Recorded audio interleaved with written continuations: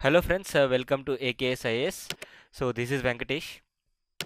So APPSC group 1 prelims అనేటువంటిది ఈరోజు complete అయిపోయింది. సో ప్రిలిమ్స్లో మనకి వచ్చినటువంటి ఏరియాస్ ఏవైతే ఇండియన్ పాలిటీకి సంబంధించి ఒక 30 క్వశ్చన్స్ వచ్చాయి. ఈ 30 క్వశ్చన్స్ కూడా ఈరోజు కీ అండ్ ఎక్స్ప్లెనేషన్ రెండు కూడా చూడబోతున్నాం. And one more important thing, నా దగ్గర ఉన్నటువంటి సెట్ వచ్చేసి సెట్ బి అండి. సెట్ బికి సంబంధించినటువంటి పేపర్ ఇది. సో మీరు ఏ పర్టికులర్ సెట్ అయినా సరే క్వశ్చన్స్ని ఆన్సర్స్ మ్యాచ్ చేసుకునే విధంగా చూడండి. So Indian constitution, polity, social justice and international relations part B మనకి పేపర్ 1లో ఉన్నటువంటిది 31st క్వశ్చన్ ఈ యొక్క సెట్ బి పేపర్ అనమాట నా దగ్గర ఉంది. నౌ సి ఈ క్వశ్చన్స్ అనేటివి అనలైజ్ చేద్దాం. Consider the following statements with reference to election commission of India. ఎన్నికల సంఘానికి సంబంధించి కొన్ని స్టేట్మెంట్స్ ఇచ్చారు. స్టేట్మెంట్ ఒకటోది ఏంటో చూద్దాం. So the constitution of India has debarred the retiring election commissioners from any further appointment by the government. So కాన్స్టిట్యూషన్లో ఉన్నటువంటి డ్రాబ్యాక్ ఇది ఇక్కడ, అంటే with respect to election commission of India, ఎన్నికల సంఘంలో ఎవరైతే కమిషనర్గా నిర్వహించుంటారో విధులు, వారు తర్వాత రిటైర్ అయిన తర్వాత ఎక్కడా కూడా అపాయింట్మెంట్ చేయకూడదు, ఎక్కడా ఉద్యోగాలు చేయకూడదు అని ఎలాంటి ఏరియాస్లో కూడా మెన్షన్ చేయలేదు కాన్స్టిట్యూషన్లో. ఈ స్టేట్మెంట్ అనేది రాంగ్ అనమాట. ఈ స్టేట్మెంట్ రాంగ్. సో ఇక్కడ ఏం చెప్పారు, రాజ్యాంగ పదవి విరమణ చేస్తున్న ఎన్నికల కమిషనర్లు ప్రభుత్వం ఎటువంటి తదుపరి నియామకం చేయకుండా నిషేధించలేదు. సో స్టేట్మెంట్ ఒకటోది రాంగ్ అనమాట. అండ్ అనూప్ బన్వర్లాల్ కేసు అనేటువంటిది ఎన్నికల సంఘం కమిషనర్ల యొక్క అపాయింట్మెంట్ గురించి మాట్లాడుతుంది అనమాట. రీసెంట్గా 2023 సంవత్సరంలో మనకి సుప్రీంకోర్టు అనేటువంటిది కూడా ఎన్నికల సంఘ చీఫ్ ఎలక్షన్ కమిషనర్ని అపాయింట్ చేయడం కోసం prime minister plus leader of opposition plus chief justice of India, so ఇట్లా ఒక కమిటీ ఉండాలి అని చెప్పేసి సుప్రీంకోర్టు తీర్పు ఇవ్వడం జరిగింది. సో దానికి సంబంధించినటువంటి కేసు ఇది. కానీ ఇక్కడ ఏమన్నారు, ఎన్నికల సంఘం కమిషనర్లని రీజనల్ కమిషనర్లని సేమ్గా ఒకే విధంగా చూడాలి, ఒకే విధంగా ట్రీట్ చేయాలంటున్నారు. ఈ స్టేట్మెంట్ కూడా రాంగ్ అనమాట. సో సెకండ్ స్టేట్మెంట్ కూడా రాంగ్. థర్డ్ స్టేట్మెంట్ చూడండి. సిన్స్ ఇట్స్ ఇన్సెప్షన్, అంటే ఎన్నికల సంఘం మొదలైనప్పటి నుంచి కూడా మల్టీ మెంబర్ బాడీగా ఉందంటున్నారు. 1989లో మల్టీ మెంబర్ బాడీగా అయ్యి మళ్ళీ 1991లో సింగిల్ మెంబర్ బాడీ అయింది. అగైన్ 1993 నుంచి ఈ రోజుటి వరకు కూడా మల్టీ మెంబర్ బాడీగా ఉందన్నమాట. సో అంటే స్టార్టింగ్ నుంచి ఎన్నికల సంఘం మల్టీ మెంబర్ బాడీగా లేదు, సో ఉంది అని చెప్తున్నారు ఇక్కడ. So statement wrong. తర్వాత the power of superintendence and direction and control of elections to the office of vice president is vested in election commission, అంతే కదా. సో స్టేట్మెంట్ 4 కరెక్టే. So option 2 is the right answer, ఎందుకంటే only 4 is correct. 2 మాత్రమే correct. Statement 4వది మాత్రమే correct. ఎందుకంటే president of India కానివ్వండి, vice president of India, అదేవిధంగా member of parliament and legislature, MLAs కావచ్చు, ఎమ్మెల్సీస్ కావచ్చు, వాటన్నిటికీ కూడా ఎన్నికలు నిర్వహించేటువంటి బాధ్యత అంతా కూడా ఎన్నికల సంఘానికి ఉంది. So statement 2 is the right answer. ఓకేనా. 32nd క్వశ్చన్ వచ్చేసి, in the context of centre state relations which of the following statement are statements is are valid. So statement 1 వచ్చేసి, Punchhi commission had recommended that the procedure that is followed for the removal of president should also be applicable for the impeachment of the governor. అంటే president of ఇండియాని ఏ విధంగా అయితే remove చేస్తున్నామో governor of the స్టేట్ని కూడా అదే విధంగా remove చేయాలి అన్న రికమెండ్ చేశారంట. That is true. తర్వాత the law that is made by the parliament with respect to any matter in state list in relation to the state in which president rule is imposed, అంటే ఏ రాష్ట్రంలో అయితే ఈ యొక్క రాష్ట్రపతి పాలన విధించుంటారో ఆ సమయంలో పార్లమెంట్ అనేది రాష్ట్ర జాబితాలో ఉన్నటువంటి అంశాలపైన చట్టాలు చేస్తే ఆ ప్రెసిడెంట్ రూల్ ఇంపోజిషన్ తీసేసిన తర్వాత ఆ స్టేట్ లెజిస్లేచర్ అనేది ఆ చట్టాన్ని రీఎనాక్ట్ చేయకూడదు అంటారు. Cannot be reenacted by state legislature after the president rule is ended. So ఈ స్టేట్మెంట్ రాంగ్ అనమాట. సో ఎప్పుడైతే ప్రెసిడెంట్ రూల్ అనేది కంప్లీట్ అయిపోతుందో వాటికి సంబంధించినటువంటి చట్టాలు గతంలో పార్లమెంట్ ఏం చేసిందో వాటన్నిటిని కూడా రీఎనాక్ట్ చేసుకోవచ్చు అనమాట. మళ్ళీ ముగిసిన తర్వాత వాళ్ళు శాసనసభ ద్వారా ఆ చట్టం రద్దు చేయాలంటే రద్దు చేసుకోవచ్చు, కంటిన్యూ చేయాలంటే కంటిన్యూ చేసుకోవచ్చు అనమాట. కానీ ఇక్కడ రద్దు చేయకూడదు అన్నారు, కెనాట్ బి అన్నారు. Now Sarkaria commission was not the first to recommend the establishment of interstate councils. ఇది కరెక్టే. ఇంటర్స్టేట్ కౌన్సిల్స్ ఏర్పాటు అనేది సర్కారియా కమిషనే ముందు, అంటే మొదటగా సర్కారియా కమిషనే చెప్పలేదు, ఇంతకు ముందు కూడా చెప్పాయి అంటున్నారు. అది స్టేట్మెంట్ కరెక్టే. Now only the Lok Sabha can pass a resolution declaring that it is necessary in the national interest that the parliament should make laws with respect to goods and service tax. So ఇక్కడ ఏమన్నారు, only Lok Sabha can pass the resolution అన్నారు. So ఏదైనా with respect to bills విషయంలో 2 houses pass చేయాల్సిందే. ఇది కూడా wrong అనమాట. So answer వచ్చేసి only 3 is the correct. Sorry, statement 1 correct and statement 3 correct. 1 and 3 option 2 is correct. Option 2. ఇక్కడ ఇచ్చినటువంటి స్టూడెంట్స్ ఎవరు ఆన్సర్ పెట్టినటువంటిది దీన్ని గ్రాంట్గా తీసుకోవద్దు. నేను రెడ్ కలర్లో ఇచ్చేటువంటి ఆన్సర్సే మీరు తీసుకోవచ్చు అనమాట. అండ్ పేపర్ అయితే చాలా లెంతీగా ఉంది అండ్ చాలా డెప్త్గా ఉంది. ఎస్పెషల్లీ పాలిటీ చాలా డెప్త్గా ఇచ్చారు. సో అంటే ఎగ్జామ్ అయిపోయిన తర్వాత అనాలిసిస్ చేయడం అనేది ఈజీయే, కానీ ఎగ్జామ్ హాల్లో ఆ మొమెంట్లో ఈ యొక్క అనాలిసిస్ చేయడం అనేది చాలా ఛాలెంజింగ్ అనమాట. Now 33rd క్వశ్చన్ వచ్చి చూద్దాం ఒకసారి. Consider the following statements in connection with the distribution of tax revenues between centre and state. కేంద్రానికి మరియు రాష్ట్రానికి సంబంధించి ట్యాక్స్ డిస్ట్రిబ్యూషన్ చేయడం అంటున్నారు. సెకండ్ స్టేట్మెంట్ చూద్దాం first. Article 268A and article 272 of the constitution of India were both repealed by the same constitution amendment. ఇది wrong అండి. ఎందుకంటే ఆర్టికల్ 268 ఏమో 101 కాన్స్టిట్యూషన్ అమెండ్మెంట్ ప్రకారం, ఇది వేరేది అనుకుంటాను ఇఫ్ ఐఎమ్ నాట్. ఎందుకంటే 101 ప్రకారం మనకి ఈ యొక్క జిఎస్టీకి సంబంధించినటువంటి 268 అనేటువంటిది మార్చారు. అది కరెక్టే. సో అంటే ఇక్కడ ఏమి ఇచ్చారు, 2 కూడా ఒకే కాన్స్టిట్యూషన్ అమెండ్మెంట్ ద్వారా మార్పులు తీసుకొచ్చారు అంటున్నారు. అది wrong. So second statement wrong అనమాట మనకి. సో సెకండ్ స్టేట్మెంట్ రాంగ్ అంటే 1 పోతుంది. తర్వాత మూడో చూద్దాం. Tax on the sale of petroleum crude is levied by the centre but collected by the state. ఇది కూడా wrong. Levied by the centre and collected by the సెంటరే అది కూడా, కానీ స్టేట్స్ కలెక్ట్ చేస్తుందని ఇచ్చారు. Fourth statement, the net proceeds of tax categories that are falling under article 269 of the constitution do not form a part of the consolidated fund of India. కరెక్టే. ఏదైతే మనకి tax కేటగిరీస్లో ఒక రాష్ట్రంలో ఏదైతే మనం కలెక్ట్ చేస్తామో ఆ రాష్ట్రానికి మళ్ళీ తిరిగి ఇచ్చేయడం జరుగుతుంది. లెట్సే ఏపీ అట్లా. నౌ స్టేట్మెంట్ 1 చూద్దాం ఒకసారి. Statement 1, the proceeds of surcharges that are levied on taxes and duties referred to in article 269 and article 270 of the constitution would be shared between centre and state. No, centre and స్టేట్కి share చేయరు. So statement 4 only correct. Statement 4 only correct. Only 2 is the right answer. So second statement is the right answer. Only fourth statement correct. Option 2 is the right answer. Now coming to human rights commission గురించి ఇచ్చారు with respect to state level.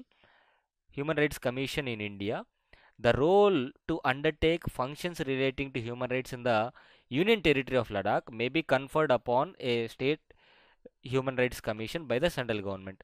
అంటే కేంద్రపాలిత ప్రాంతమైన లదాఖ్లో మానవ హక్కులకు సంబంధించి విధులను చేపట్టే పాత్రను కేంద్ర ప్రభుత్వం రాష్ట్ర మానవ హక్కుల కమిషన్కి అందజేస్తుందన్నారు. చూద్దాం ఇది ఎంతవరకు కరెక్టో. Only 2 persons can be appointed as members of the national human rights commission under the category of special knowledge or practical experience with respect to human rights. 2 persons కాదండి, 3 వ్యక్తులని అపాయింట్ చేయొచ్చు. 3 వ్యక్తులని special knowledge and practical experience of field నుంచి 3 వ్యక్తులని appoint చేయొచ్చు. ఇది wrong. Second wrong అనమాట. Second wrong కాబట్టి ఆప్షన్ 4 పోతుంది. తర్వాత third one, the president can remove the. President కాదండి, with respect to state human rights కమిషన్ని రిమూవ్ చేయాల్సింది గవర్నర్ అనమాట. ఇది కూడా wrong. So you can eliminate second also. తర్వాత ఫోర్త్ స్టేట్మెంట్ చూద్దాం. National human rights commission is not empowered to enquire into any matter after the expiry of 2 years. యాక్చువల్గా ఎన్హెచ్ఆర్సీకి is a quasi judicial body. So ఒక civil కోర్టుకు ఉన్నటువంటి అధికారం ఉంటుంది, enquiry చేయొచ్చు అనమాట. కానీ నాట్ ఎంపవర్డ్ అని ఇచ్చాడు. ఇది కూడా రాంగ్ అనమాట. సో యాక్చువల్లీ కేంద్ర ప్రభుత్వం అనేటువంటిది రాష్ట్రాల్లో ఉన్నటువంటి మానవ హక్కుల సంఘానికి ఎలాంటి ఆదేశాలు జారీ చేయదు. ఎందుకంటే 2, 3, 4 స్టేట్మెంట్స్ రాంగ్ అయినప్పుడు 4వది రాంగే, 2వది రాంగే, 3వది రాంగే. So none is the right answer అవుతుంది. So option 1 is the right answer. None అన్నీ కూడా రాంగ్ అనమాట. అన్ని statements wrong. Option 1 is the right answer. Now lengthy question, with respect to which of the following statement can be attributed correctly to the exercise of delimitation. So డీలిమిటేషన్కి సంబంధించి the principle of 1 man 1 vote 1 value అనేది కూడా ఉండాలి ఇక్కడ. Reiterates the need for the exercise of delimitation. చూద్దాం statement 1 correct రాంగో. The government of India can set up a delimitation commission for the purpose of delimitation of parliamentary and assembly constituencies in a selected few states or UTs. ఇది కరెక్టేనండి. And ఇంకొకటి delimitation అనేది మనకి article 82 ప్రకారం తీసుకోవచ్చు. Article 82 ప్రకారం statement 2 కరెక్టే. Delimitation can only recommend the redelimitation of territorial parliament and assembly constituencies but cannot recommend on the reservation of seats for the SC and ST. It can recommend అండి, కానీ but cannot అన్నారు ఇక్కడ. It can recommend. Nodal ministry యాక్చువల్గా డిలిమిటేషన్కి సంబంధించి nodal minister అంటూ ఏమీ లేదు. So option option 1 కరెక్ట్గా తీసుకోవచ్చు, ఆప్షన్ 2 కరెక్ట్గా తీసుకోవచ్చు. సో ఒకవేళ మినిస్ట్రీ అనేటువంటిది, so as of my knowledge యాక్చువల్గా డిలిమిటేషన్ కమిషన్కి సంబంధించి మినిస్ట్రీ ఏమీ లేదు. సో 1, 2 కరెక్ట్ కాబట్టి 1, 2 కాంబినేషన్స్ ఇక్కడ ఏమీ లేవు. సో 1 ఒకటే ఉంది, ఆప్షన్ 1 ఒకటే ఉంది. సో స్టేట్మెంట్ 1, 2 కరెక్టే. ఫోర్త్ స్టేట్మెంట్ అనేది మనకు తెలియదు, ఇది ఒకసారి రివ్యూ చేయాల్సిన అవసరం ఉంది. సో ఫర్దర్గా దీని గురించి అప్డేట్ ఇస్తాను నేను. ఓకేనా. Now 36th question, consider the following statements with regard to Indian foreign policy. India's Act East policy was originally conceived as an economic initiative but had later extended it into political, strategic and cultural dimensions. అంటే మొదట్లో కేవలం ఈ యొక్క వ్యాపార పరంగానే మనం develop చేసుకున్నాం ఈ యొక్క లుక్ ఈస్ట్ పాలసీతో. యాక్ట్ ఈస్ట్ పాలసీతో. Look east policy PV Narasimha Rao గారి టైం పీరియడ్లో, యాక్ట్ ఈస్ట్ పాలసీ వచ్చేసి 2015 తర్వాత నరేంద్ర మోదీ గారు తీసుకొచ్చింది అనమాట ఇది. సో ఈ స్టేట్మెంట్ కరెక్టేనండి. సో ముందుగా ఎకనామిక్ ఇంట్రెస్ట్ చూసాము, తర్వాత పొలిటికల్, స్ట్రాటజిక్, కల్చరల్ డైమెన్షన్స్ అనేవి డెవలప్ చేసుకుంటాం. Connect central Asia policy has been taken forward with the institutionalisation of India central Asia ఆసియా సమ్మిట్ మెకానిజం. ఇది కూడా కరెక్ట్ స్టేట్మెంటే. నౌ థర్డ్ స్టేట్మెంట్ వచ్చేసి under the security and growth for all in the region Sagar policy, the DRDO initiated the marine and allied interdisciplinary training. యాక్చువల్గా మైత్రి and Sagar ఈ రెండు కూడా Indian ఓషన్కి సంబంధించినటువంటి డెవలప్మెంటల్ ఏరియాస్. సో ఇక్కడ ఈస్ట్ ఏషియన్ రీజియన్ ఇచ్చారు, ఇది రాంగ్ అండి. ఇండియన్ ఓషన్ అనేది ఇచ్చింటే correct. So statement 3 wrong.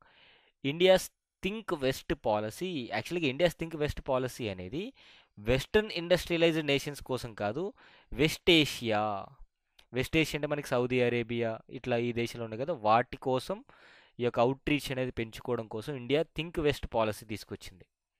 So statement 4 కూడా రాంగ్ అనమాట. 3 wrong, 4 wrong, only 1 and 2 are valid. 1 and 2 are valid. Option 1 is the right answer. Now 37th question, which of the following statements can be best describe the nature of security concerns developments for India? Statement 1, the development of the Hambantota development zone can be seen or viewed as a policy of content funded by Pakistan. Actually Hambantota funded by China, not Pakistan. తర్వాత దానికి హంబన్టోటాకి కౌంటర్గా మనం Chabahar port అనేది గాదర్ పోర్ట్కి కౌంటర్గా చేస్తున్నాము. So Chinese funded Gwadar port in Yemen. యాక్చువల్గా Gwadar port అనేది యెమెన్లో లేదు, పాకిస్తాన్లో ఉంది. సో స్టేట్మెంట్ 2ది కూడా రాంగ్ అనమాట. Indian ocean rim association IORA is an extension of economic and social. యాక్చువల్గా థర్డ్ స్టేట్మెంట్స్ వచ్చేసి IORA అండ్ ఎస్కాప్ మ్యారిటైమ్ సెక్యూరిటీకి సంబంధించి ఇది కాదండి. ఆప్షన్ 3 రాంగ్ అనమాట. So first wrong, second wrong, third wrong. And Malabar exercise is connected with quad, కరెక్టే. 4 correct, only 1 is the right answer. Only 1. Malabar exercise అనేది క్వాడ్రిలేటర్లో భాగంగా మనం యాడ్ చేసాం. Now coming to 38th question, incorrect statements అడుగుతున్నారు విత్ రెస్పెక్ట్ టు 4 స్టేట్మెంట్స్ ఇచ్చారు. The objective of Pradhan Mantri అనుచిత్ జాతి Abhyuday Yojana PM Ajay is aimed to reduce poverty of the ST communities by generating additional employment opportunities. ST కాదు, SC communities. Simple community change చేశారు ఇక్కడ అంతే. Under the Pradhan Mantri Shram Yogi Maandhan Yojana PM స్వయం, monthly contribution is payable by the beneficiary, the state government and central government. ఇది కూడా wrong statement, because only central government మాత్రమే. Under the future skills prime programme, centre for development of advanced computing is key implementing agency, wrong. Mission Karmayogi comprise of 8 key pillars 8 కాదండి 6 మాత్రమే. ఇది కూడా wrong.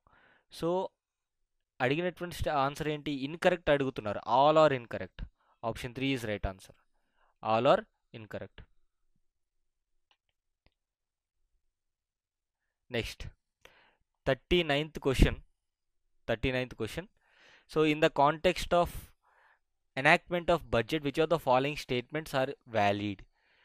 So statement 1 ఏంటి? Appropriation bill carries and automatic repeal clause. ఒక్కసారి budget అనేది ఆమోదం పొంది అమల్లోకి వచ్చింది అంటే అప్రోప్రియేషన్ అనేటువంటిది ఆటోమేటిక్గా రిపీల్ అవుతుంది అంటున్నారు. ఆ స్టేట్మెంట్ కరెక్టే అండి. అప్రోప్రియేషన్ అనేది కరెక్టే, ఆటోమేటిక్గా రిపీల్ అయిపోతుంది. తర్వాత the provision vote on account has become ineffectual after the rescheduling of budget cycle from the last day of February to the first day of February. Actually first day of March అవ్వాలి, first day of February కాదు. So ఇది కూడా wrong. ఈ second one wrong, first one correct. Amendment to either reject or reduce tax cannot be moved in case of financial bill. Can be moved, amendments can be moved in case of financial bills, but ఇక్కడ cannot be ఇచ్చాడు, can be moved. The expenditure charged on the consolidated fund of India can only be discussed. Yes, that is true. With respect to budget గురించి question అడిగారు కాబట్టి 1 and 4 are correct. Option 1 is the right answer. So in connection with veto powers of president of India which are valid. So Indian president proceed suspensive veto in case of money bills but not in case of financial bills. Money bills విషయంలో suspensive veto లేదు. He cannot send for రీకన్సిడరేషన్కి పంపించలేడు, ఎందుకంటే ఆయన permission తీసుకునే bill introduce చేస్తారు కాబట్టి.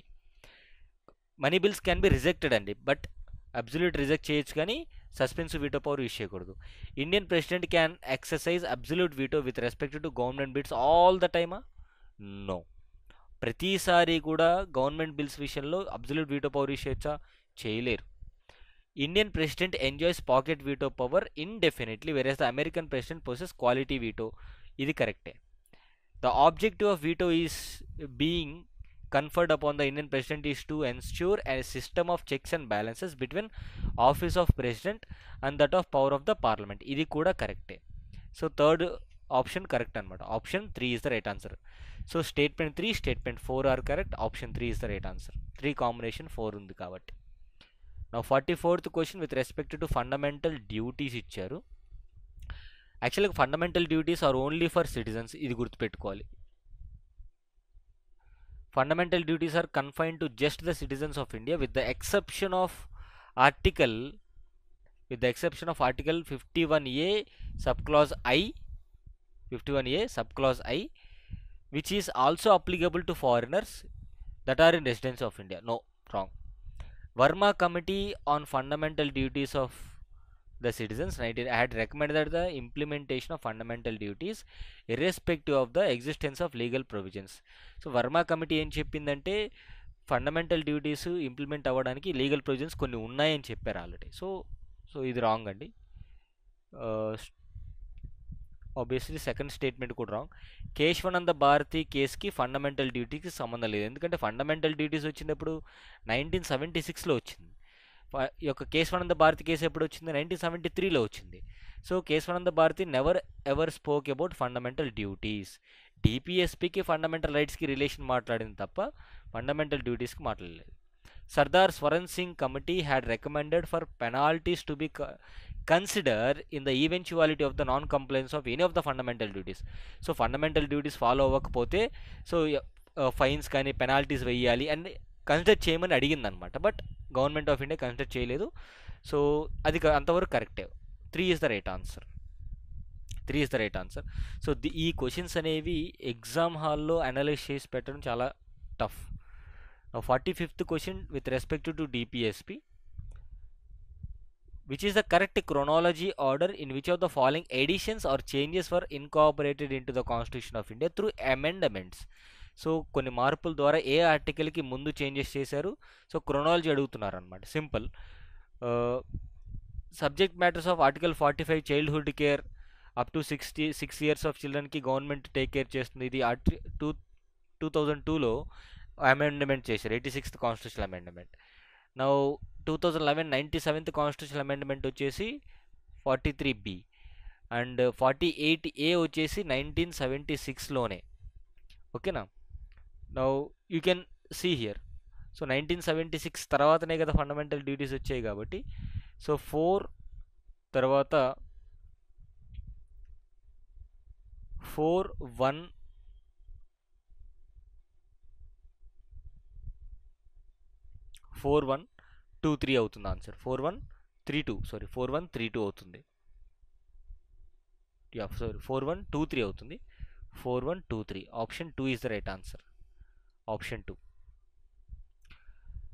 Now this is one of the tough question. 46th question. The 25th Constitutional Amendment Act 1975 inserted a new Article 31C whose first provision was declared as invalid by the Supreme Court in Keshavananda Bharati case. Keshavananda Bharati కేసులో article 31 clause సిలో ఉన్న first ప్రొవిజన్ని invalid చేశారంట.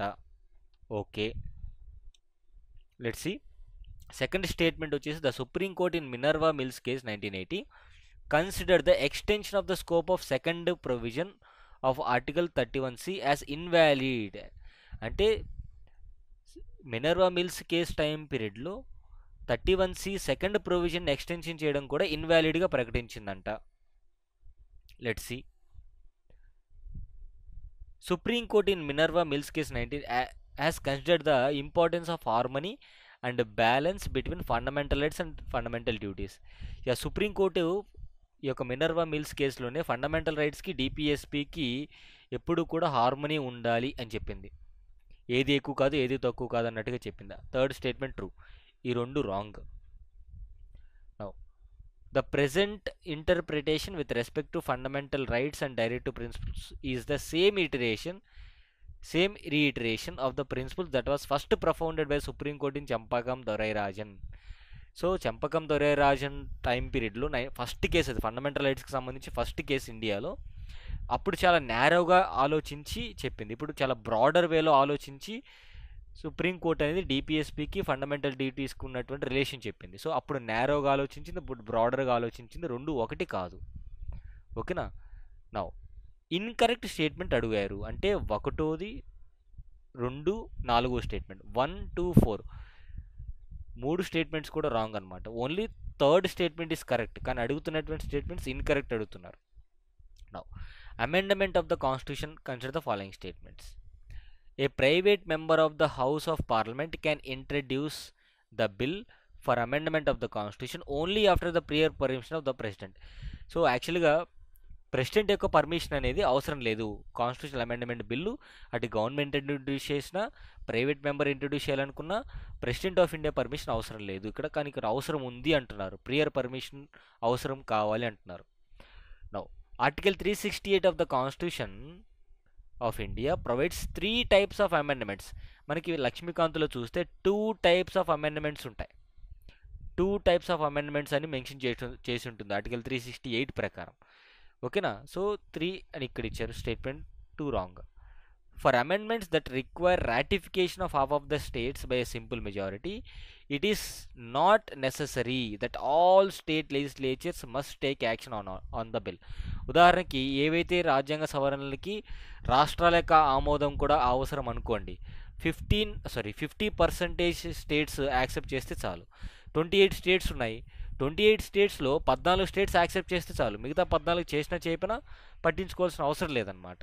So ఈ statement ఏమంటారు? Not necessary. ఇది correct. Third statement correct.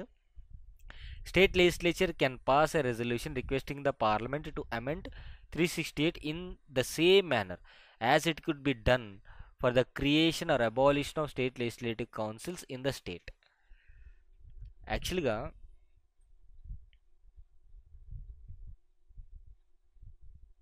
368 ప్రకారం, యాక్చువల్గా ఇది ఒక doubt, so benefit of doubt. So article 368 ప్రకారం the state legislature can pass a resolution requesting the parliament to amend article 368 in the same manner as it could be done for the creation or abolition of state legislative council in the state. So మనకి ఇది wrong అవుతుంది. But let's say 1, 2 wrong కాబట్టి ఇది పోతుంది, ఇది పోతుంది, and ఇది కూడా పోతుంది. So only 4 is the right answer అవుతుంది. Only 4 is the right answer. యాక్చువల్గా abolition or creation of legislative councils అనేటువంటివి సింపుల్ మెజారిటీతో పార్లమెంట్ పాస్ చేస్తే సరిపోతుంది. దట్ కమ్స్ అండర్ ద 368 కిందకి వస్తుంది అనమాట. కానీ ఇక్కడ సేమ్ ప్రొసీజర్ అనే వర్డ్ ఇచ్చారు, సేమ్ మేనర్ అనేటువంటి వర్డ్ ఇచ్చారు కాబట్టి so we have to take it a benefit out ఇది రాంగ్. Now consider the following statements about the basic structure of the constitution. The doctrine of basic structure has incorporated into the constitution of India by an act of parliament. No, act of parliament ద్వారా కాదు. Keshavananda Bharati case 1973లో. Presently the parliament under article 368 of the constitution can amend any part of the constitution without affecting the basic structure. కరెక్టే, parliament అనేది రాజ్యాంగ సవరణ చేయొచ్చు కానీ basic structure అనేది వయోలేట్ చేయకూడదు. Parliaments limited power to amend the constitution is also an element of the basic structure. అంతే కదా, పార్లమెంట్ అనేది కాన్స్టిట్యూషన్ చేంజ్ చేయొచ్చు కానీ లిమిటెడ్ పవర్ ఉంది బేసిక్ స్ట్రక్చర్ని డిస్టర్బ్ చేయకుండా. Now the Supreme Court in the Kumar Padma Prasad 1992 has declared that the mandate to build a welfare state is an element of basic structure of the constitution. యాక్చువల్గా Padma Prasad case అనేది judicial appointments అంటే judges యొక్క appointments గురించి మాట్లాడుతుంది. So statement 4 వచ్చేసి ఎందుకు wrong అంటే ఇది వెల్ఫేర్ స్టేట్కి సంబంధించినటువంటి కేసు కాదు, జ్యుడిషియల్ అపాయింట్మెంట్కి సంబంధించినటువంటి కేసు అనమాట. సో రెండోది మూడోది రైట్ స్టేట్మెంట్స్, రైట్ స్టేట్మెంట్స్ కాబట్టి ఆప్షన్ 3 రైట్ అవుతుంది. Option 3 is the right. Parliamentary privileges. Statement 1, parliamentary privileges are the privileges that are enjoyed collectively by each house of the parliament and not by the members individually. Parliamentary privileges అనేటువంటివి members enjoy చేయరంటున్నారు, members also can enjoy, not అని ఇచ్చారు ఇక్కడ. Only members can be punished for the contempt by reprimand and అబ్డోమిన్ but not outsiders. Parliament privileges ఎవరైతే breach చేస్తారో అవుట్ సైడర్స్ని కూడా పనిష్ చేస్తుంది parliament, that is but not outsiders అని ఇచ్చారు, రాంగ్ అది. The phrase breach of privilege has wider implication than contempt of house. Simple, ఇలాంటి స్టేట్మెంట్స్ వచ్చినప్పుడు కంటెంప్ట్ ఆఫ్ కోర్ట్ అనేది అంటే కోర్టు ధిక్కారణ కేసు అంటాం. అంటే హౌస్ని ధిక్కరించడం కంటే బ్రీచ్ అంటే ఏంటి, చిన్న మిస్టేక్స్ అనమాట. కానీ contempt is very larger than breach, ఇది కూడా రాంగ్. కానీ ఇక్కడ ఏమి ఇచ్చారు, breach of privilege has wider implications అన్నారు, కాదు. Contempt of house has wider implication. Now members cannot be arrested during the sessions of the parliament but this privilege is available only in civil cases and not in criminal cases or preventive cases. అంతే కదా, preventive detention cases అంతే. So parliament సమావేశాలు జరుగుతుండగా ఒక వ్యక్తిని civil కేసెస్లో arrest చేయకూడదు. 4వ స్టేట్మెంట్ కరెక్ట్ అనమాట, 4వ స్టేట్మెంట్ కరెక్ట్. నౌ 51వ ప్రశ్న, the equal status of Rajya Sabha with Lok Sabha can be described by which of the following statements? Introduction passes of money bills విషయంలో లోక్సభకి ఎక్కువ ఉంటుంది, రాజ్యసభకి ఈక్వల్ ఉండదు అనమాట, రాజ్యసభకి ఈక్వల్ ఉండదు. ఓకేనా. And second statement consideration of CAG report. So consideration of CAG report అనేటువంటిది ఇద్దరికి ఈక్వల్గా ఉంటుంది. కాగ్ రిపోర్ట్ కావచ్చు, లేదంటే ఫైనాన్స్ రిపోర్ట్ కావచ్చు, ఆర్ ఎల్స్ మనకి యూపీఎస్సీ కమిషన్ ఇచ్చే రిపోర్ట్స్ కావచ్చు, సమానంగా ఉంటుంది. Statement 2 correct. Initiating the removal of vice president. ఇక్కడ ఇనిషియేటింగ్ అనే వర్డ్ ఇచ్చారు అంటే రాజ్యసభలో మాత్రమే ఇనిషియేట్ చేయాలి, రెండింటికి ఈక్వల్ పవర్స్ లేవు కదా. So third statement equal power అని ఇచ్చారు. Approval of proclamation of all 3 types of emergencies by the president అంతే. సో ఈ యొక్క ఎమర్జెన్సీస్ అనేటువంటివి ఇంపోజిషన్ చేయడంలో ఈ 2 హౌసెస్కి ఒకే రకమైన పవర్ ఉంటుంది అంటున్నారు, that is true. So only second statement is true, ఎందుకంటే 1వ 3వ స్టేట్మెంట్ రాంగ్ అనమాట, రెండింటికి ఈక్వల్ పవర్స్ ఉండవు ఆ విషయంలో. రాజ్యసభకి అండ్ లోక్సభకి, మనీ బిల్స్ విషయంలో లోక్సభకి ఎక్కువ అధికారం ఉంటుంది and initiation of vice president removal వచ్చేసి రాజ్యసభకి ఎక్కువ అధికారం ఉంటుంది. Now which of the following source of revenue qualify for being given in to panchayats. అంటే పంచాయతీలకి రెవెన్యూ ఎట్లా వస్తుందని చెప్తున్నారు.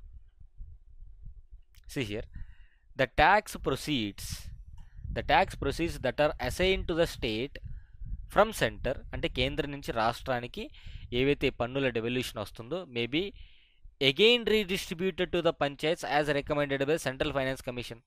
సెంట్రల్ ఫైనాన్స్ కమిషన్ చెప్పినట్టు రాష్ట్రాలకు వచ్చే పన్నుల్లో మళ్ళీ సెంట్రల్ ఫైనాన్స్ కమిషన్ అనేది పంచాయతీలకు పంపించమని కోరుతుందంట. No, that is wrong. So central finance commission అనేది ట్యాక్స్ డెవల్యూషన్ చెప్తుంది, అంతేగాని పంచాయతీలకి ఇంత పంపించండి మళ్ళీ అని రాష్ట్ర ప్రభుత్వానికి సలహాలు ఇవ్వదు.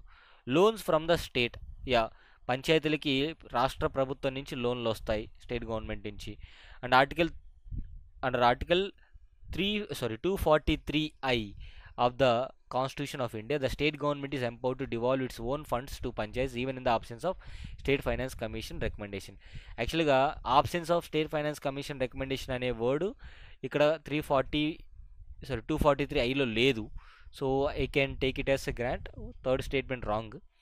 Internal resource generation is facilitated only in the case of panchayats situated in scheduled areas as per the 5th schedule. అంటే 5th షెడ్యూల్లో ఉన్నటువంటి పంచాయతీలకే ఆర్ ఆ ఏరియాస్కి మాత్రమే ఈ యొక్క ఇంటర్నల్ రిసోర్స్ జనరేషన్ చేసేటువంటి అవకాశం ఉంటుందన్నారు. అది కూడా రాంగ్ అనమాట, అది కూడా రాంగ్. సో 1వ, 3వది, 4వది ఈ wrong. Only 2 is the right answer. Second statement correct కాబట్టి ఆప్షన్ 3 రైట్ అవుతుంది. ఆప్షన్ 3. నౌ అసెషన్, ఈ ధృవీకరణ, ఈ కారణ, ఇలాంటి అంశాలు వచ్చినప్పుడు కొంచెం జాగ్రత్తగా ఆన్సర్ చేయాలి. అసెర్షన్ వచ్చేసి in connection with their own, with respect to పంచాయత్స్కి సంబంధించింది. In connection with their own resource collection, panchayat at village level are better placed than panchayat at intermediate level and district level. అది ధృవీకరణ. Now the gram panchayat have their own tax domains whereas the other 2 tiers have to depend only on tolls, fees, non-tax revenues for internal resource generation. పంచాయతీలకేమో ఇంటర్నల్గా taxation అవన్నీ కూడా బాగానే డబ్బులు వస్తాయి. Intermediate లెవెల్లో ఉన్నటువంటి మండల్ లెవెల్ అండ్ డిస్ట్రిక్ట్ లెవెల్లో ఉన్నటువంటి పంచాయతీలకు మాత్రం ఇంటర్నల్ రిసోర్సెస్ ఏమీ ఉండవు. వాళ్ళు టోల్స్ పైన, ఫీజెస్ పైన, నాన్ ట్యాక్స్ రెవెన్యూ పైన డిపెండ్ అవ్వాలి. సో కరెక్టేనండి. సో స్టేట్మెంట్ 1 కరెక్ట్, ఎందుకంటే మనకి వేరే స్టేట్మెంట్స్ లేవు ఇక్కడ, అవి చూస్ చేసుకోవడానికి. Option 1 is the right answer. Now lapsing of bills, which is very very important topic many times. If the Lok Sabha has passed the bill but if bill has still not been discussed in Rajya Sabha then such a bill does not lapse అంటున్నారు. So లోక్సభలో pass అయింది, రాజ్యసభలో ఆ bill గురించి ఇంకా discuss చేయలేదు, కానీ ఆ బిల్ ల్యాప్స్ అవుతుంది అంటారు. ల్యాప్స్ అవ్వదుగా. లోక్సభలో బిల్ పాస్ అయింది, రాజ్యసభలో ఇంకా డిస్కస్ స్టార్టే చేయలేదు అసలు. అలాంటప్పుడు బిల్ ఎందుకు ల్యాప్స్ అవుతుంది? అవ్వదు. ఓకేనా? అవ్వదు. తర్వాత a bill returned by the president for reconsideration of the houses will not lapse. However Lok Sabha should not have been dissolved by the time the bill is returned. అంటే reconsideration చేయడానికి president of India bill వెనక్కి పంపిస్తే ఆ bill అనేది lapse అవ్వదు. కానీ ఇక్కడ లోక్సభ అనేది అప్పటికి డిజాల్వ్ అయ్యి ఉండకూడదు అంటున్నారు. సో ఇక్కడ లోక్సభతో పని లేదండి. సో ఇది రాంగ్ స్టేట్మెంట్. ఓకేనా? Third statement, a bill that is passed by both the houses but pending for the president assent will not lapse. కరెక్టే కదా, 2 హౌసెస్ ద్వారా పాస్ అయింది, ప్రెసిడెంట్ దగ్గర ఉంది. సో అలాంటప్పుడు ఆ బిల్ ల్యాప్స్ అవ్వదు. తర్వాత a bill that is pending in Rajya Sabha but which has not been passed by Lok Sabha will also lapse అన్నాడు. రాజ్యసభలో పెండింగ్లో ఉంది, మరి లోక్సభకు వెళ్ళకంటే ముందే బిల్ ఎందుకు ల్యాప్స్ అవుతుంది? ఇది కూడా రాంగ్. బిల్ ల్యాప్స్ అవుతుందని ఇచ్చారు. So only 3 is the right answer అండి. Only 3 is the right answer. Now law కమిషన్కి సంబంధించి ఇన్కరెక్ట్ స్టేట్మెంట్స్ అడుగుతున్నారు. లా కమిషన్కి సంబంధించి incorrect statement, it is a non constitutional, కరెక్టే, క్వాసీ జ్యుడిషియల్ బాడీ అంటారు. యాక్చువల్గా లా కమిషన్ అనేది క్వాసీ జ్యుడిషియల్ బాడీ కాదు. One of its function is to communicate its opinion to the president on subjects relating to legal administration. యాక్చువల్గా legal అడ్మినిస్ట్రేషన్కి సంబంధించి president of ఇండియాకి ఏమైనా కావాలంటే అటార్నీ జనరల్ని, లా మినిస్ట్రీని కన్సల్ట్ అవుతారు, కానీ లా కమిషన్ని కాదు. ఇది కూడా రాంగ్ స్టేట్మెంట్ అనమాట. Third, it reports are not submitted to the parliament. It reports are not submitted to the parliament. కరెక్టే. లా కమిషన్ యొక్క రిపోర్ట్ అనేది గవర్నమెంట్కి సబ్మిట్ చేస్తుంది, పార్లమెంట్కి కాదు. It has no suo motu decision power to undertake any research by itself. అంతే, యాక్చువల్గా suo motu power అనేది లేదు, క్వాసి జ్యుడిషియల్ బాడీ కాదు కాబట్టి సుమోటో పవర్ కూడా లేదు, as simple as that. So only 3 is the right answer. Second statement correct, only 3 is the right answer.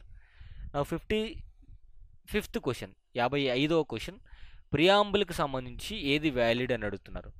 The term democratic as used in preamble is a mix of British Fabian socialism and American populism. Simple logic అండి. ప్రియాంబుల్లో ఉన్నటువంటి 5 words most important words: sovereign, socialist, secular, democratic, republic. Socialism అనే word సపరేట్గా ఉంది కాబట్టి ఈ word ఇక్కడ మనకి కాంట్రడిక్షన్గా ఉంటుంది. So statement 1 wrong. The term republic is the preamble in the preamble indicates that India has an elected head called prime minister. ఇక్కడి వరకే చదివి ఆపేస్తే ఇది స్టేట్మెంట్ కరెక్ట్ అనుకుంటాం, కానీ ప్రెసిడెంట్ ఆఫ్ ఇండియా అంటే ఏ దేశానికి అయితే ప్రెసిడెంట్ ఉంటారో ఆ దేశం అనేది రిపబ్లిక్గా చెప్పుకుంటాం, ప్రైమ్ మినిస్టర్ కాదు. కానీ ఇక్కడ ప్రైమ్ మినిస్టర్ ఇచ్చారు. The Liberty expressed in the preamble is neither absolute Nar qualified. యాక్చువల్గా లిబర్టీ, స్వేచ్ఛ అనేది క్వాలిఫైడ్, నార్ క్వాలిఫైడ్ అన్నారు, స్టేట్మెంట్ రాంగ్. ఓకేనా, లిబర్టీ సంపూర్ణమైనది కాదు, కానీ దానికి అర్హత ఉంది, కానీ ఇక్కడ అర్హత లేదని కూడా ఇచ్చారు. The term fraternity as used by the preamble originally denoted the dignity of individual only. అంతేగా, కామన్ బ్రదర్హుడ్ అంటాం ఫ్రాటర్నిటీ అంటే. సో స్టేట్మెంట్ 4 కరెక్ట్ అనమాట. Statement 4 correct. 3 is the right answer. 3 is the right answer. ఎందుకంటే dignity of individual అనేది మనకి third statement correct, fourth statement correct, third option correct. Whip office గురించి రీసెంట్గా మనం కరెంట్ అఫైర్స్లో కూడా డిస్కస్ చేసుకున్నాం, ఆఫీస్ ఆఫ్ విప్ గురించి. సో దానికి సంబంధించి ఏది కరెక్ట్ అడుగుతున్నారు. Statement 1, although not mentioned in the constitution of India, the office of whip has however been incorporated in the rules of houses by the leader and chief whips of recognised political parties and groups in parliament facilities act 1998. యాక్చువల్గా 1998 కాదు ఆ చట్టం, 1999 చట్టం, కానీ ఆ చట్టంలో కూడా mention చేయలేదు. మళ్ళీ చెప్తున్నాను, విప్ అనేది పొలిటికల్ ఆఫీస్, అది ఎక్కడా కూడా మెన్షన్ చేయలేదు, ఒక సాంప్రదాయంగా వస్తుంది అంతే. రీసెంట్గా మనం డిస్కస్ చేసుకున్నాం, ఎందుకంటే హిమాచల్ ప్రదేశ్లో ఈ క్రాస్ ఓటింగ్ జరిగిందని చెప్పేసి ఒక 6 మంది ఎమ్మెల్యేలని విప్ జారీ చేసి డిస్క్వాలిఫై చేయడం జరిగింది. సో దానికి సంబంధించి. And statement 2, the role of chief whip of the government party in the Lok Sabha is served by the minister of state for parliamentary affairs. Whip position అనేది లోక్సభలో ప్రభుత్వ పార్టీకి సంబంధించి పార్లమెంటరీ అఫైర్స్ మినిస్టరే చేయాలని లేదు, ఎవరైనా ఉండొచ్చు. పార్లమెంటరీ అఫైర్స్ మినిస్టరే విప్గా ఉండాలని లేదనమాట. All political parties whether ruling or opposition will have their own whips in parliament, that is true. Chief whip is not responsible to the leader of house. Chief whip is not responsible to the leader of house but is responsible to the leader of the party that has appointed him. ఇది wrong అండి, leader of హౌస్కి responsible, ఎందుకంటే ఈయన complaint చేస్తేనే speaker respond అవుతారనమాట ఒక వ్యక్తిని disqualify చేయాలా లేదా అని. So third statement correct. 57th one వచ్చేసి పబ్లిక్ బిల్, ప్రైవేట్ బిల్కి సంబంధించి important area. A private bill which has been introduced by member of parliament sitting in the opposition, అంటే ప్రైవేట్ మెంబర్స్ అనమాట, which has been approved by house will have to be referred to the law department for consultation. So private member bill అనేటువంటి దాన్ని house approve చేసిన తర్వాత law డిపార్ట్మెంట్కి పంపించాలి scrutiny కోసం అంటున్నారు. ఈ స్టేట్మెంట్ కరెక్టే. A public bill is always introduced in the parliament by the minister or a member of the government party. No, మినిస్టరే ఇంట్రడ్యూస్ చేస్తారు, మెంబర్ కాదండి, మెంబర్ కాదు. Now, a private bill will not reflect the policy of the government but on its approval by the house, a private bill would have reflected the policy of the government. Private bill అనేది ప్రభుత్వం యొక్క విధానాన్ని ప్రతిబింబించదు starting. ఒకవేళ ఆ private bill అనేది house pass చేసింది అనుకోండి, దాన్ని గవర్నమెంట్ విధానంగా పరిగణించవచ్చు అన్నమాట. ఈ స్టేట్మెంట్ కూడా కరెక్టే. Public bill and private bills, regardless of the difference between them, are governed by same general procedure and are required to be passed to the same stages in the house. Same stages in the house. ఇది కూడా కరెక్టే, ఇది కూడా కరెక్టే. So private బిల్స్ని house approve చేసిన తర్వాత law డిపార్ట్మెంట్కి కన్సల్టేషన్కి పంపించాలి. Statement 1 correct, statement 3 correct, statement 4 correct. So రెండోది రాంగ్ అనమాట, రెండోది రాంగ్, మిగతా 3 correct. So option 2 is the right answer. 58th question, state బిల్స్కి సంబంధించి mandatory reserved for the president consideration సంబంధించి చూద్దాం ఒకసారి. A bill that proposes to give effect to certain directive principles of the state policy. So రాష్ట్ర విధానంలో భాగంగా డిపిఎస్పికి implement చేయాలంటే ఏదైనా ఒక బిల్ విషయం అది ప్రెసిడెంట్ యొక్క కన్సిడరేషన్కి పంపిస్తారు. కరెక్టే, statement 1 correct. A bill requiring prior presidential sanction but which was however not obtained under article 304. యాక్చువల్గా ఆర్టికల్ 304 అనేది ట్యాక్సేషన్ రిలేటెడ్ అంశం అనమాట, దీనికి దానికి సంబంధమే లేదు. So consideration of the state bill to the ప్రెసిడెంట్కి ఆర్టికల్ 304కి సంబంధం లేదు, you can eliminate. A bill that attracts the provision of article 288, sorry statement 2 కరెక్టేనండి. అంతే కదా, ట్యాక్సేషన్కి సంబంధించి చేంజెస్ తీసుకురావాలంటే ప్రెసిడెన్షియల్ యొక్క ప్రియర్ పర్మిషన్ అవసరం కాబట్టి కన్సిడరేషన్ తీసుకెళ్ళాలి. అండ్ ఆర్టికల్ 288 అనేటువంటిది సంబంధం లేనటువంటి ఆర్టికల్ ఇక్కడ. A bill seeking to operate a provision that belongs to one of the concurrent entries but which is however repugnant to any union law. So ఉమ్మడి జాబితా ప్రవేశాలలో ఒకదానికి చెందిన నిబంధనను అమలు చేయాలని కోరుతూ బిల్లు అయితే అది ఏదైనా కేంద్ర చట్టానికి విరుద్ధంగా ఉన్నట్టయితే సో అది చేయదన్నమాట. ఫర్ ఎగ్జాంపుల్ కాంకరెంట్ లిస్ట్లో ఏమైనా చేంజెస్ చేయాలంటే చేయొచ్చు. ఎప్పుడు కేంద్ర ప్రభుత్వం ఎలాంటి చట్టం అనేది ఆ అంశానికి తీసుకురాలేదు అంటే అప్పుడు చేయొచ్చు, ఒకవేళ తీసుకొస్తే దాంతోపాటు ఫాలో అయిపోవాల్సిందే. ఇది కూడా కరెక్టే. సో మూడోది రాంగ్ అనమాట, మూడో స్టేట్మెంట్ రాంగ్ కాబట్టి 1, 2, 4 ఇవన్నీ కరెక్టే. 1, 2, 4 correct. 59th, with respect to consider the following statements in connection with the office of CAG office గురించి. CAG can be removed by president only in accordance with the procedure mentioned in the constitution. CAG యొక్క removal గురించి కాన్స్టిట్యూషన్లో mention చేయలేదు. కాగ్ని ఎలా remove చేయొచ్చు అంటే supreme court న్యాయమూర్తిని ఏ విధంగా అయితే రిమూవ్ చేయొచ్చు అట్లాగే రిమూవ్ చేయొచ్చు అని ఉంది, కానీ కాగ్ యొక్క రిమూవల్ సపరేట్గా మనకి మెన్షన్ చేయలేదు కాన్స్టిట్యూషన్లో. Second statement, some public corporations are audited exclusively by private professionals auditors and the CAG may have no involvement at all. చూడ్డానికి ఇది నెగిటివ్ స్టేట్మెంట్ లాగా కనిపిస్తుంది, బట్ దిస్ ఈస్ ట్రూ. ఎందుకంటే ఇప్పుడు ఎల్ఐసి కానివ్వండి లేదంటే ఆర్బీఐ లాంటివి కానివ్వండి, సో పబ్లిక్ కార్పొరేషన్స్ సొంతంగా వారు ఆడిటర్స్ని పెట్టి ఆడిటింగ్ చేయించి డైరెక్ట్గా పార్లమెంట్కి సబ్మిట్ చేస్తారు. కాగ్ యొక్క ఇన్వాల్వ్మెంట్ లేదు. CAG can conduct legal, regulatory and proprietary audit but not performance audit. Performance audit కూడా కాగ్ చేస్తుందండి, నాట్ ఇచ్చారు ఇక్కడ, రాంగ్ అనమాట. The constitution of India had not specified any criteria for the appointment of the CAG. కరెక్టే కదా, ఒక వ్యక్తిని CAG ఆఫీస్లో అపాయింట్ చేయాలి అంటే ప్రాపర్ క్రైటీరియా లేదు. 2, 4 correct. Option 4 is the right answer. Option 4 is the right answer. Next question, 60th question, last question. GST కౌన్సిల్కి సంబంధించి. సో జిఎస్టీ కౌన్సిల్కి సంబంధించి స్టేట్మెంట్ 1 ఏం చెప్తుంది? GST council was established as statutory body but it was later turn into constitutional federal body by the amendment of the constitution. 101 article ప్రకారం 101 constitutional amendment ప్రకారం GST council అనేది constitutional body అయ్యింది డైరెక్ట్గా, statutory body కాదు. So ముందుగా statutory body ఏం అవ్వలేదు. Second statement వచ్చేసి the proceedings of the GST council will be invalidated in the eventuality of any defect in the appointment of a person as a member of the council. అంటే council సభ్యునిగా ఒక వ్యక్తిని నియమించడంలో ఏదైనా లోపం జరిగితే జిఎస్టీ కౌన్సిల్ యొక్క కార్యకలాపాలన్నీ కూడా చెల్లుబాటు కావంటున్నారు. కాదు. సో ఒక వ్యక్తికి సంబంధించినటువంటి అపాయింట్మెంట్ అనేది కౌన్సిల్ మొత్తానికి సంబంధించినటువంటి కార్యకలాపాలు చెల్లుబాటు కాలేకుండా చేయలేవన్నమాట. Third statement, in the event of any dispute between more than two states over GST issues, the GST Council has to refer the matter to be adjudicated by the Public Account Committee of the Parliament.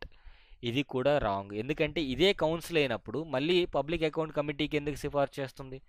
So in it self is a council, it can decide the matters.